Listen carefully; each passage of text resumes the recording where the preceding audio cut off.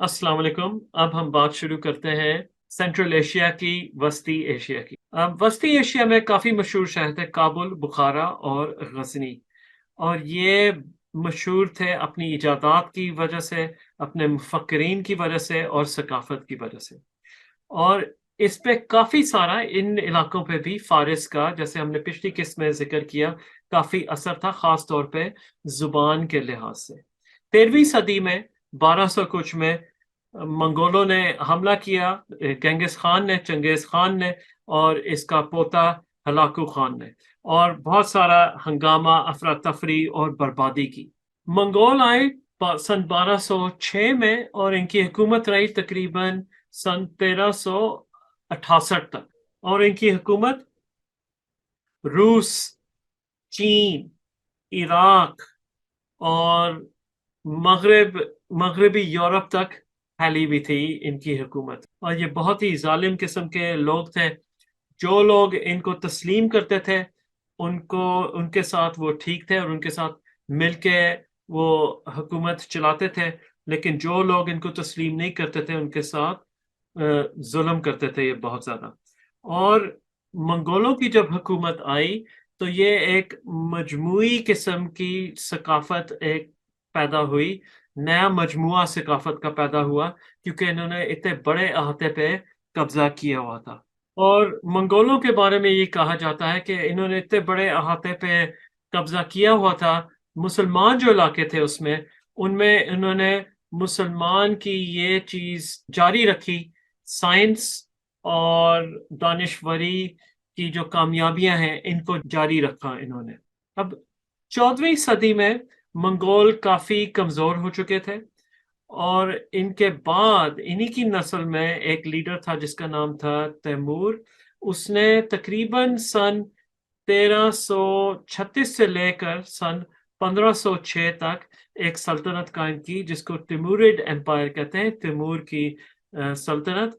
और ये रूस के इलाके में और शुमाली इंडिया के इलाके तक फैली हुई थी, और फिर मगरब में एनाटोलिया तक ये फैली हुई थी।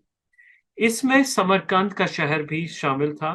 समरकंद का शहर बहुत पुराना शहर है, सिकंदर आजम से पहले का शहर है ये। और तैमूर चाहता था कि ये इसको दुनिया का मरकज बनाए। बहुत सारी माल गनीमत इसके पास आती थी। और फिर समरकंद के शहर को काफी इसने तरक्की दी, काफी ये फला फूला तैमूर के सल्तनत के दौरान। इसमें बहुत सारी तामीरात हुई, बिल्डिंग्स की, मुख्तलिफ इमारतों की। और एक इमारतों का कॉम्प्लेक्स जिसको कहते हैं, कई इमारतें इकट्ठी खड़ी हुई थी, इनको कहते हैं रेगिस्तान कॉम्प्लेक्स। यानी कि एक कॉम्प्लेक्स था बिल्डिंग्स का, रेगिस्तान कॉम्प्लेक्स इसका नाम था। और ये सब इल्मी और मजहबी बिल्डिंग्स थी। इसमें इसमें इमारतें जो थी, उनमें सब मुख्तलिफ अलूम सिखाए जाते थे, मुख्तलिफ मजहबी इसमें तहकीक की जाती थी। और इसमें भी काफी सारा पर्शियन, यानी कि ईरान का, फारिस का काफी असर था इनकी बिल्डिंग्स की डिजाइन में। और यहाँ जो पढ़ाया जाता था, उसमें फारिस का काफी असर था, सकाफती तौर पे, जिद्दत के तौर पे और तख्लीक के तौर पे। अब क्योंकि मंगोलों ने इन इलाकों पे कब्जा किया और हमला किया, तो यहाँ से काफी सारे, कई नस्लों तक लोग जो है वो यहाँ से छोड़ के जा रहे थे और मगरिब की तरफ जा रहे। तो इससे एक फायदा ये हुआ कि मगरिब में ये अलूम जाना शुरू हो गया। देखिए, ये किस्तें मैं कर रहा हूँ कि इस्लाम ने दुनिया को क्या दिया। अब मुख्तलिफ खिलाफतें थी, मुख्तलिफ सल्तनतें थी, मुख्तलिफ मुसलमानों ने दुनिया की जगहों पे हुकूमत की। वस्ती एशिया, अरब, मगरिब की तरफ, शुमाली अफ्रीका की तरफ मुख्तलिफ हुकूमतें आती गईं। कभी इनका अहाता फैला, कभी इनका अहाता थोड़ा कम हुआ। मंगोलों की वजह से अहाता काफी कम हुआ। बहुत सारे लोग फिर मगरबी यूरोप की तरफ गए। अगर ये कुछ ना होता, अगर ये इस्लामी हुकूमतें ना आती, तो ये इजादात, ये साइंस की मुख्तलिफ जो डिस्कवरीज थी, जो जो चीज़ें इन्होंने दरियाफ्त की, ये दरियाफ्तें, मुफक्करीन, ये सारा इल्म जो था, ये दरियाफ्त ना होता, इकट्ठा ना होता, ट्रांसलेट ना होता, तर्जुमे ना होते उनके, اور پھر اگر منگول آتے، اللہ تعالیٰ کی قدرت ہے، اگر منگول حملہ نہ کرتے تو شاید اتنی تیزی سے یہ چیزیں یورپ تک نہ پہنچتی. یورپ میں کافی علم جو آیا وہ منگولوں نے جب حملہ کیا اس علاقے پہ تو بہت سارے لوگ اس طرف گئے، تو یہ چیزیں وہاں جانا شروع ہوئی، یہ علوم وہاں جانا شروع ہوئی زیادہ فراوانی سے. اور پھر فکری طور پر اناتولیا جیسی جگہوں پہ، ایجپٹ جیسی جگہوں پہ، مصر، الاندلس جیسی جگہوں پہ ان علوم کا زیادہ فائدہ ہونا شروع ہوا، اور یہاں بھی ان علاقوں میں بھی یہ علوم پڑھنا شروع ہوئے. بغداد کو ختم کر دیں گے. منگولوں نے بہت زیادہ ظلم کیے، اور یہ میں نہیں کہہ رہا کہ وہ اچھا ہوا منگولوں نے آ کے اس جگہ پہ حملہ کیا. میں یہ کہہ رہا ہوں کہ خدا کی قدرت آپ دیکھیں کہ اس وجہ سے کافی سارے علوم دوسری جگہوں پر پھیلے. تو دو باتیں میں کر رہا ہوں اس سلسلے میں. ایک تو یہ کہ اسلام کی وجہ سے یہ کافی علوم اکٹھے ہوئے، اور دوسری بات یہ کہ پھر مسلمان ان علوم کو دنیا کے مختلف جگہوں پر لے کے گئے. منگولوں نے بہت سارے ظلم کیے، بغداد کو انہوں نے ختم کر کے رکھ دیا، لیکن انہوں نے جہاں جہاں حکومت کی وہاں کی ثقافت جو ہے وہ کچھ جذب کرتے گئے. تو منگولوں کی بھی حکومت کئی سو سال تک رہی، تو اس دوران یہ بھی تبدیل ہوتے گئے. ہلاکو خان نے بہت بربادی کی 13ویں صدی میں، اور لیکن کچھ اس کی مثال میں آپ کو دیتا ہوں کہ منگولوں نے ثقافت کس طریقے سے جذب کی، اور جو مسلمانوں کے علاقوں پہ انہوں نے قبضہ کیا اس کے سائنس کی اور دانشوری کو انہوں نے کس طرح اس کا تسلسل جو ہے وہ برقرار رکھا. ہلاکو خان نے دنیا کی سب سے بڑی آبزرویٹری اس وقت تک وہ بنائی، ایران میں ایک جگہ ہے مراگہ، وہاں پر اس نے بنائی. تو یہ بہت زبردست قسم کی فلکیات کی تحقیق کی جگہ تھی، وہ ہلاکو خان نے بنائی. تیمور دی گریٹ جس نے تیمورید سلطنت قائم کی، اس نے بہت سارے مسلم آرٹ پیسز لے کے، مختلف جو آرٹ کی چیزیں تھیں، اور وہ واپس اپنے سمرقند لے کے گیا. اور سمرقند میں اس نے وسطی ایشیا کا سب سے زبردست ایجاد کا گھر، ایجاد کا مرکز بنایا. اب سلجوکیوں کی حکومت جب ختم ہوئی اور منگول پھر آئے، پھر اس کے بعد یہاں جو مشہور اس علاقے میں سلطنت آئی وہ تھی عثمانی خلافت. اب عثمانی خلافت جو ہے یہ سن 1299 میں شروع ہوتی ہے، اور اناٹولیا سے یہ پھلتی پھولتی ہے. عثمانی خلافت جو ہے وہ تیمورید جب سلطنت آتی ہے 14ویں صدی میں تو کافی اپنا احاطہ کھو جاتی ہے.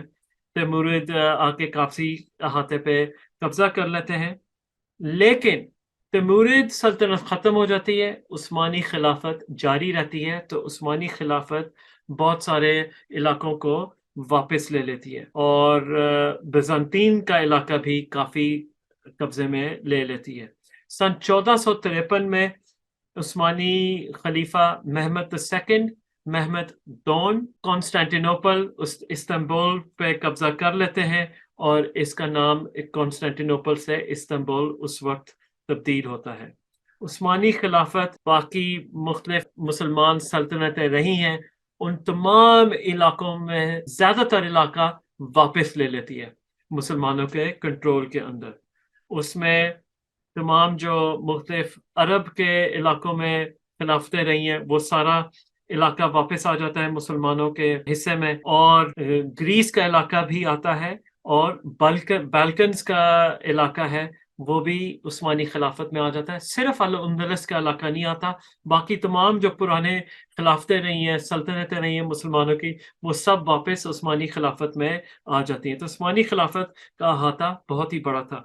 بالکنز کا علاقہ جو ہے یہ ایڈریاٹک سی، آئیونین سی، ایجین سی، ٹرکش اسٹریٹس اور بلیک سی، یعنی کہ جنوبی مشرق یورپ کا جو علاقہ ہے یہ علاقہ بھی عثمانی خلافت کے زمرے میں آتا ہے. عثمانی خلافت اپنی عروج کو، سیاسی اور دانشوری عروج کو پہنچتا ہے. ایک خلیفہ تھے سلیمان دی میگنیفیسنٹ. सुलेमान, शानदार सुलेमान आप समझ लें उनको। इन्होंने हुकूमत की सन 1520 से लेकर सन 1566 तक। तो उस्मानी खिलाफत की अरूज सियासी और दानिशवरी लिहाज से ये इस ज़माने में रही। और ये सुलेमान द मैग्निफिसेंट जो है ये मशहूर है अपनी मजहबी बर्दाश्त की वजह से, रवादारी की वजह से। मुख्तलिफ मज़ाहिब जो है वो यहाँ आके रह सकते थे खुले तरीके से, तो इस वजह से ये मशहूर थे। और ये मशहूर थे मेरिटोक्रेसी की वजह से। वो ये नहीं कहते थे कि हुकूमत में सिर्फ इसलिए आना चाहिए कि ये मेरा रिश्तेदार है, हुकूमत में मेरिट पे आना चाहिए, तो इस वजह से वो बहुत मशहूर थे। मौरूसी तौर पर हुकूमत में आपको सिर्फ नहीं आना चाहिए। इन्होंने जो मुसलमानों का प्रेशर था यूरोप की तरफ, इस वक्त तक मुसलमानों ने ज़्यादा यूरोप की तरफ तवज्जो नहीं दी थी कि अपने अहाते अपनी सरहदें बढ़ाएं। इन्होंने अपनी सरहदें बढ़ाने के लिए यूरोप की तरफ का भी रुख किया, इस वजह से भी यह बहुत मशहूर थे। ख़ास तौर पे मुख्तलिफ कैंपेन्स कहलाई जाती हैं, मुख्तलिफ जंगें।